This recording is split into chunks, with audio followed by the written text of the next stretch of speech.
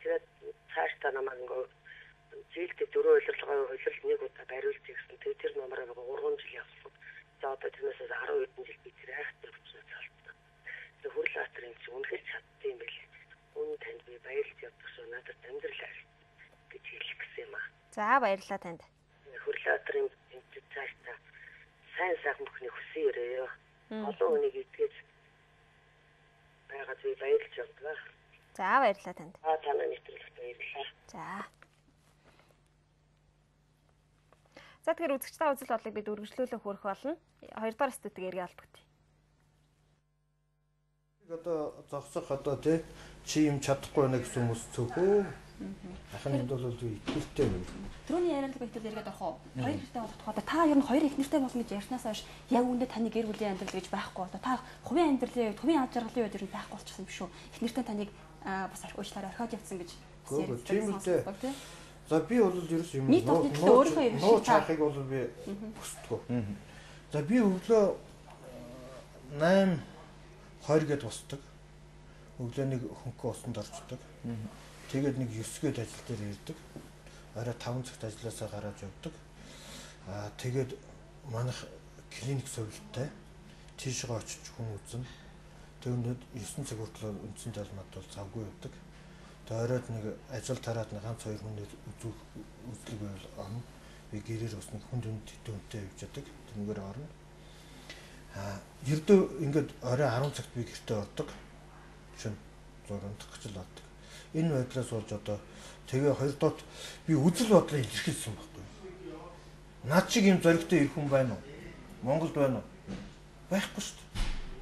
Би өөрөө үзэл бодлыг би үндсэн хуулиар олгогдсон үзэл бодлыг илэрхийлж чадсан байхгүй. Та яг ингэж анх ярих үедээ эхнэрээсээ гадна өөр эмэгтэйтэй бас найз нөхдөд бас гэсэн үг. Тэгээд ийм явдал нөлөөлсөн энд бол манай эхнэр бол эмэгтэй хүн гэдэг талаас дутууд улмыг хамтсан надыг ойлгоогүй. Энээс бол биднээс нь хагал улсын гот ч эр хүн болсон бас нэг өөр хүнлөөс яа. Та бол ингэж зоригсон маш сайн байгаа. Эр хүний хувьд бол ингэж хэлсэн бол цорын ганц хүн. Гэхдээ та ингэж хэлснээр гэрүүлээ алдсан бусад элчүүдийг бас ийм байдал заавал оруулах гэдэг юм. Эмэгтэйчүүд бол энэ одоогийн байдлаар өнөөдрөөрөө бол хэлсэн. Өнөөдөр хүмүүс шүү дээ тийм гэрүүлийн амьдрал гэж юу гэхлээр өглөө 9-өөс орой 5 цагт ажилласаа дараад гэртээрэд өөр хүүхдтэй байж байгаа. Энэ бол гэрүүлийн амьдрал юм тохиолдсон. Гэтэл өнөөдрийн нийгэмд өөрийнхөө амьдралыг золиослох ёстой хүмүүс гэж байдаг. Энэ 2 сая 700 мянган ард түмэн бүгд тэр ингээд над шиг ингээд орон гэртээ орохгүй ингээд чинээд ховсыг л явж ингэж ойлголт өнөөдөр байхгүй. Өөр гэсэн амьдралаар ингэж явж байгаа. Гэтэл одоо манай энэ улс төрчдийг хар. Сайхан улс төрчд байж байна. Өөрийнхөө амьдралыг золиослон явж алтан амиа өргөсөн хүмүүсд байж байна. Жишээл сайн ноён намсрын өнөөдөр устгалаа. Дашуулурыг устгалаа. Амногийн инх сайхныг устгалаа. Хор өгч оллоо. Өшөө хэд хэдэн сайхан улс төрчдийг өнөөдөр Монголын төлөө ингэж явах цоглог зөрөгтэй үед нь бол устгасан. Яагаад гэвэл тэднэр чинь Монголын төлөө ингэж цоглог зөрөгтэй байсан. Одоо эрдэдүүгийг одоо бүр намсрын төргээд байж байна тийм ингээ устгасан. Тэгэд энэ би бол хүний амьдралын төлөө ингэж явцсан. Шөнө 12 цагт хүн над руу уцдаг байхгүй.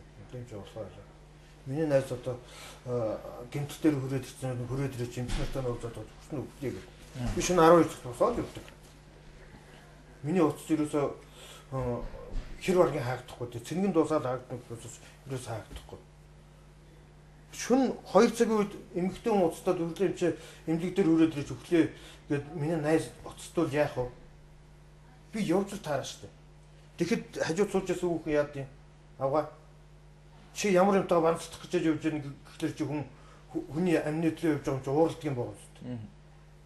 Шөнө 2 цагт дуудаж яадаг хүн гэж ямар юм бэ? Миний найз нөхдүүд байж байгаа шүү дээ. Над итгэсэн хүмүүсд байж байгаа шүү дээ. Би тийм өтөчнөө найз нөхдөд шүү дээ. Өнөөдөр би ингээд орой ингээд өнөөдөр би тунхаглаа шүү дээ. За худлын амтны ядаж чинь жоохон баар хийсэн жоохон шоудий гэж боддсон бол зүгээр надад би орой болгон би согтуу байна. Би нэр хүндээ бодоод энэ ховсчин гэсэн нэр хүндээ бодоод би сүүлийн 13-4 жил архи болсонгүй. Уул ганц сундаг нуухгүй. Гэр бүл хайргүйгээр тогтно гэж бол байхгүй байна. Байлгүй байт юм. За яа. Энэ чинь бол энэ шиг. Энэ шиг туссан хайр. Хайр мөн биз бас тасна гэсэн. Хайр биз. Тийм. Монголчууд юг болохгүй хайр гэд нэг өөр, дурлал гэд нэг өөр. Энэ хоёрыг хольж ойлгоод байдаг. Энэ шиг тасах нэг өөр. Жишээл битэрийг одоо нэг юунд хайчихлаа. Нэг 2-3 сар хоёлаа нэг өрөөнд хоёлаа цайдлж итэл. Хүссэн хүсээгүй чи тэр чиг өөр төрөнд болоо шүү дээ. Энэ бол байгалийн зохицолтой. Энэ байгалийн энэ хүчин зүйлийг өнөөдөр хүн төрлөختөн хуульчлах гад хуульчилж чадахгүй тэрний дотроос дэлбэрээд өнөөдөр дайм байлдан болоод болж байгаа. Ер нь хүн болгоно нэг хүнтэй олон сараар нэг өрөөнд байхгүй шүү дээ. Тий.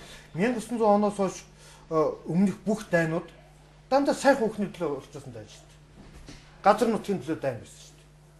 Ерөөсөө энэ хоёрын тэр хайр биш дурлал байсан юм зүгээр. Та ер нь хэр дурламжтай юм бэ? Би сайхан хүмүүс дурлаа шүү дээ. Дурлал. Одоо хэдэн хүнийг хайрлаж хэдэн хүнд дурлцаад байна. Тоо гаргал бас. Тоо гарах уу? Энийг шин тассан хэдэн хүн байна одоо.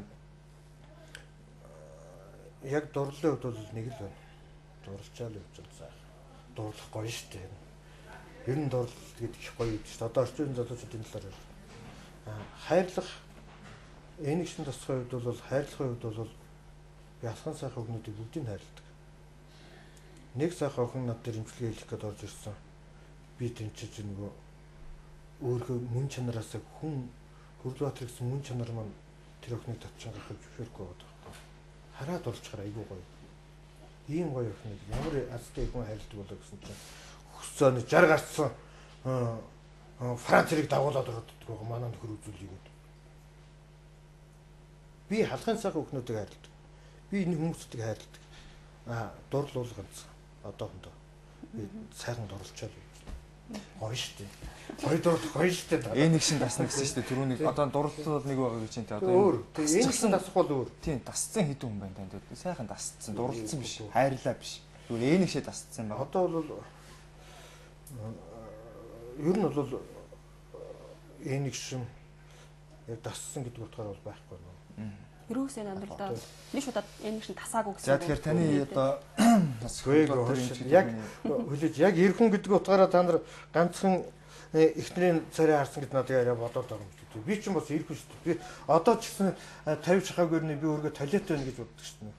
30-тай залуучуудтай би хамт зааланд 2 цаг сагснуудад би 2 цагийн дараа ингэ зогсчл байж шүү дээ. Би арай л хөвшөвчөөгүй шүү дээ. Тэглээ зэрэг эр амтны зүүн бэлэг бол надад байдаг. За эр амтны зүүн бэлгээс гадна та бол эцэг хүн, 2 хүүхэдтэй, 2 хүүгийн аав хүн. Та 2 эхнэрийн тухай ярьснараа 2 хүүгээс өөрөөсөө түлхсэн юм шүү. Би бас санаж байна л да. Та таныг 2 эхнэртэй ярьснаас л хүүхдүүд тань бас найз нөхдөсөө ямар нэгэн байдлаар дарамтсан гэдэг хүүхдүүдэд та хогчин гэж хэлжсэн гэсэн. Та арай амиа бодож байгаа биш үү? Гүү би ганцхан юм байсан. Би бол өөрийнхөө үзэл бодлыг ингээд онгоолгоод ярьцсан тий.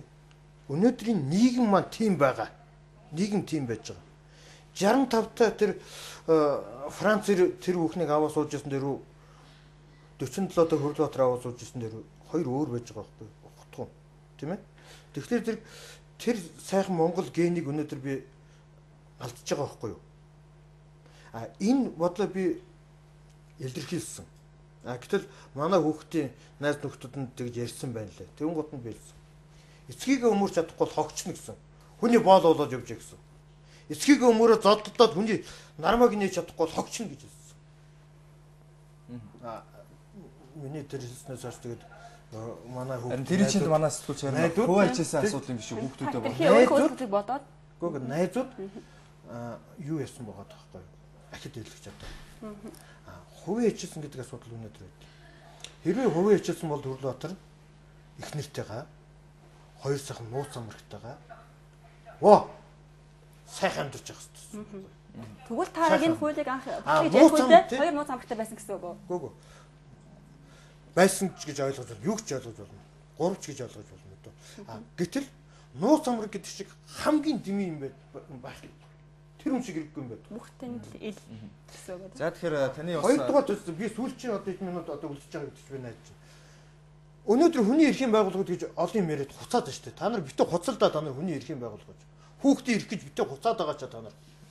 Чаддаг юм бол надад ирээд маргал та тэр хүүхдийн эрхийн байгууллагууд.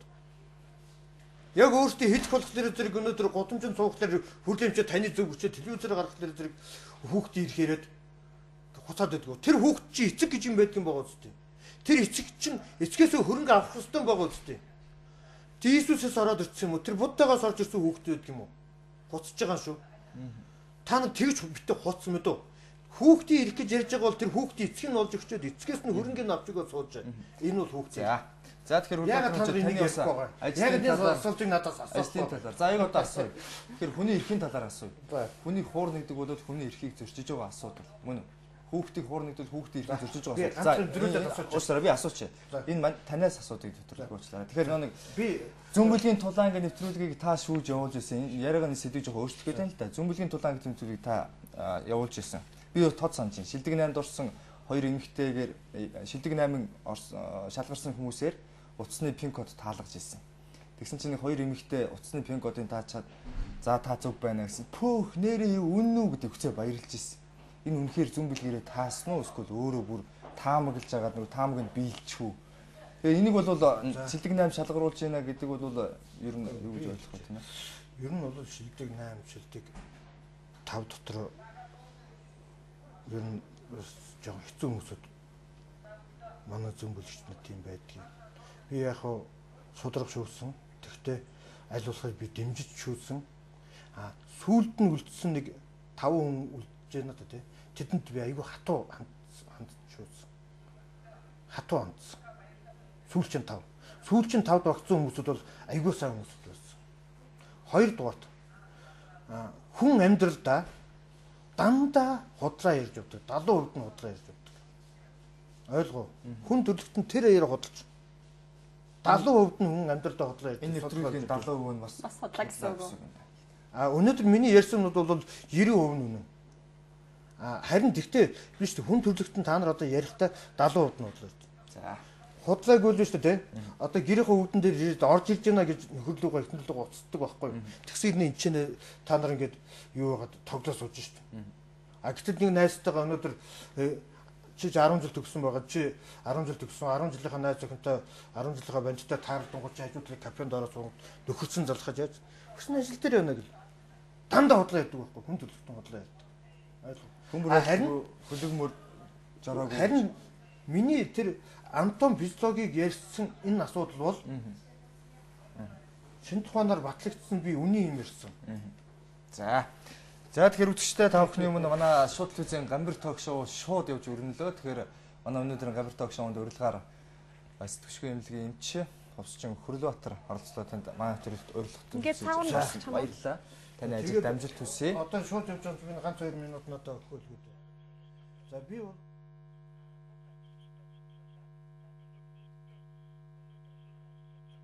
Яам хавчуулсан. Шууд телевизийг анхаарал үзсэн танд баярлалаа. Нэг цагийн хугацаанд Гамбир ток шоутай хамт ирсэнд баярлалаа. 2 дугаар студид сэтгвшгүй эмнэлгийн эмч Ховсчин Хөрлөбаатар ажиллаа. За манай сурвалжлагч Болор Хажид Лодо Самбоноор ажилласан. Биднийг анхаарал үзсэн танд баярлалаа. Улаанбаатарт 14 цаг болсон байна. Үзэгч та хэсэг хугацааны дараа шууд мэдээнд анхаарлаа хандуулна. Яам хавчуулсан энэ талхыг гамбургер гэдэг. 3 тэрбум хүн иддэг. Урьдаар хийсэн ийм боорцыг амбир хэмээдэг. Монголчуудаас бусдын хэлдэг. Урьдаар юм болгоныг хийдэг. Харин хүнээр гамбир хийж болох. Жорын Бямгарыг бүрийн 13-аас 14 цагийн хооронд шууд телевизээр шууд үзүүлнэ.